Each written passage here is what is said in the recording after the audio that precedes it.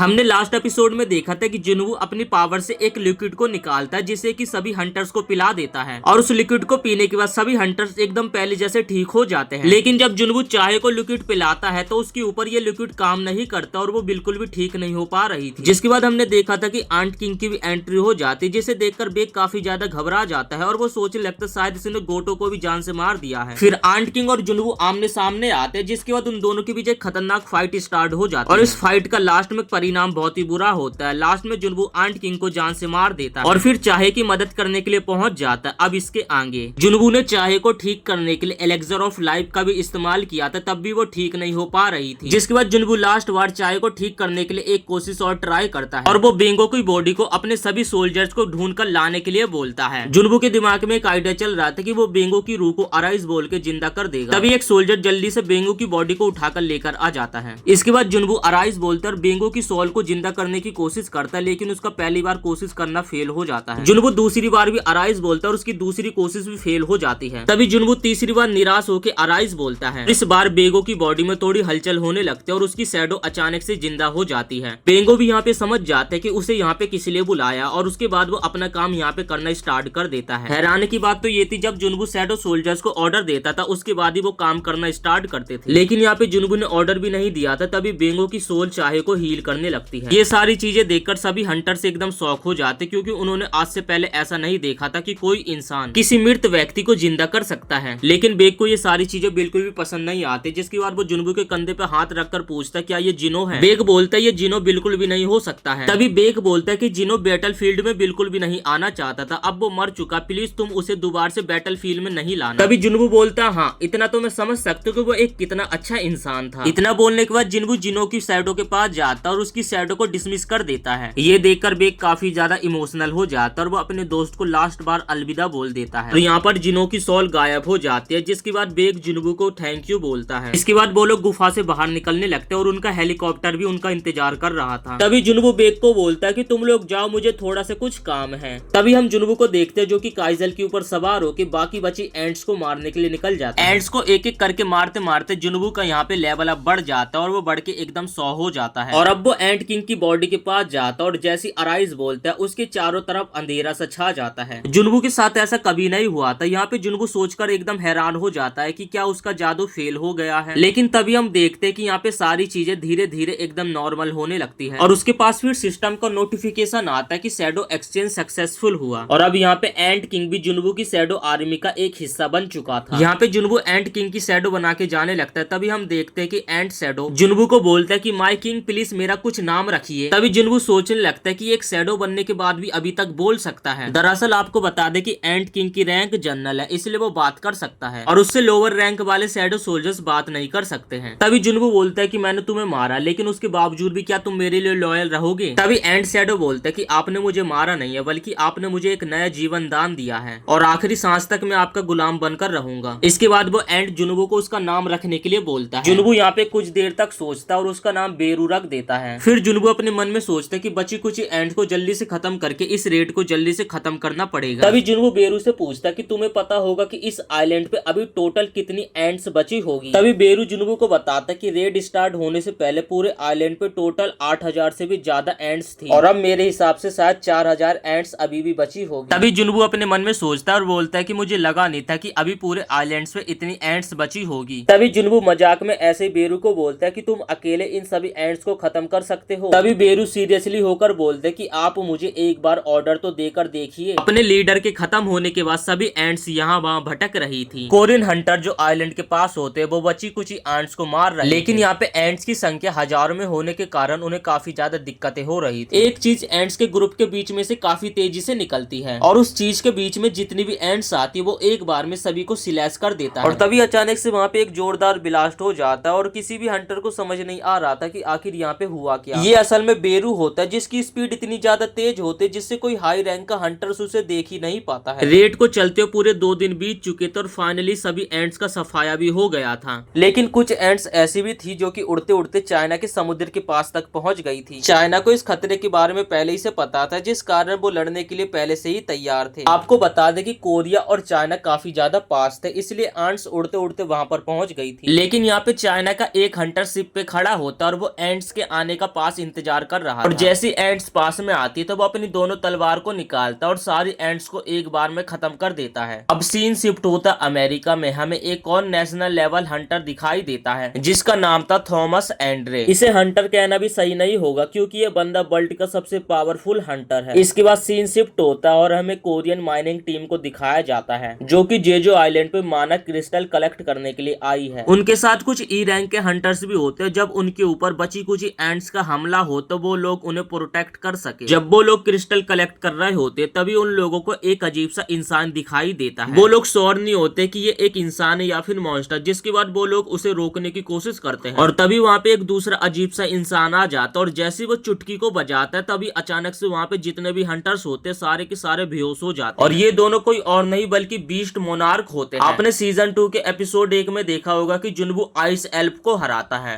तो ये बर्फीले रंग का दिखने वाला बीस्ट आइस एल्फ का ही मोनार्क है और दूसरा वाला भी एक मोनार्क ही है। तभी बीस्ट मोनार्क बोलता है कि ये उसकी पावर लग रही है। तभी बर्फीला मोनार्क बोलता है हाँ मुझे समझ नहीं आ रहा लेकिन वो इंसानों की मदद क्यों कर रहा। तभी बीस्ट मोनार्क बोलता है जाओ फिर खुद जाके पूछ लो। तभी बर्फीला मोनार्क बोलता है कि हम यहाँ पे कोई प्रॉब्लम क्रिएट करने के लिए नहीं आए हैं और इसके बाद वो दोनों एक ब्लू गेट खोल के वहाँ से चले जाते हैं। आपको बता दें कि ये दोनों मोनार्क अभी इतने ज्यादा पावरफुल है, अगर जुनवू इनसे अभी फाइट करेगा तो वो तुरंत ही हार जाएगा। इसके बाद हमें दिखाया जाता है जो भी हंटर जेजो आइलैंड रेड पे मारा गया था उसका फ्यूनल हो रहा था। वहाँ पर जिनवू भी गया होता है लेकिन इस रेड के कारण जिनवू काफी ज्यादा फेमस हो गया होता है। चारों तरफ मीडिया वाले उसकी तस्वीर खींचने में लगे हुए थे, पूरी दुनिया में उसी का बोला बाला चल रहा था। बेक भी वहाँ आया होता है जो कि जुनवू को थैंक्स बोलते हैं। अगर वो जेजो आइलैंड पे उनकी मदद के लिए नहीं आता तो जितने भी हंटर्स बचे हुए थे कोई भी नहीं बचता और सारे के सारे मारे जाते। इसके बाद हम चाहे को देखते जो कि जुनवू की तरफ ही देख रही थी, लेकिन जैसे जुनवू उसकी तरफ देखता है तो वो काफी ज्यादा शर्मा जाती है और अपनी नजरों को जुनवू के ऊपर से हटा लेती है। यहाँ पर जुनवू को कुछ भी समझ नहीं आ रहा था कि आखिर इस लड़की को ये हुआ क्या। इसके बाद हमें चेयरमैन गो और जुनवू को दिखाया जाता है जो कि एक दूसरे से किसी सिलसिले में बात कर रहे थे और चेयरमैन गो जुनवू को अपनी एक नई गिल्ड बनाने का अप्रूवल दे देते हैं। तभी गो जुनवू से पूछते क्या तुमने जेजो आयरन रेड के टाइम वहाँ पे कोई बैरियर लगाया था,